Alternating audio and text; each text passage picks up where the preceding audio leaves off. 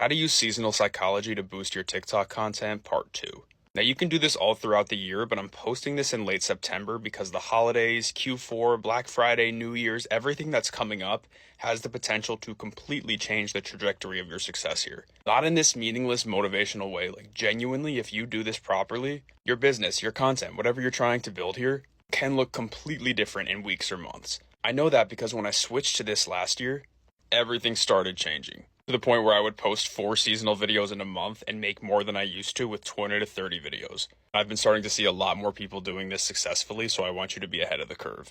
Let's first go over what seasonal content is, then the psychology behind it, and then I'll give you some content ideas. So you're completely set up to use this. So seasonal content is any content that's time sensitive, meaning it's urgent, it's expiring. We'll mention a month, a date, a season, a current event. April 1st to April 15th tax challenge.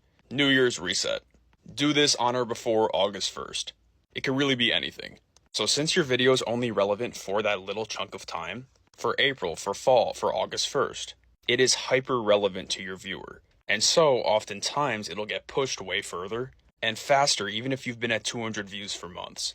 So for example, you post a video on how to get abs. Maybe it gets a couple hundred, couple thousand views. It's valuable, but it's not really compelling. But then you switch it up and you do an October 1st to October 31st Halloween abs challenge. So how to get abs before Halloween. Now your video is more specific, more relevant. So without any gimmicks on your part, people will be much more likely to engage with that video, like it, follow it, share it, actually implement it. Because it is time sensitive, there's a deadline. And I have a hunch that when you put on those dates, the algorithm picks up on it and starts sending it out more during that period. Now, the psychology behind this. Because yes, you can just put a date or a season on your video and hope that it does better. But if you really want to make a ton of money with this and grow far, more than just one big video, we have to take it a little bit further. So you'll want to pick something that has an emotional charge. Think about Halloween. You're wearing costumes, you're going to a party, you're seeing people you haven't seen in years. You want to look and feel your best. You're scrolling through the For You page and you see one video that says, here's how to lose 5 pounds. Then you see another one that says, here's how to lose 5 pounds before Halloween.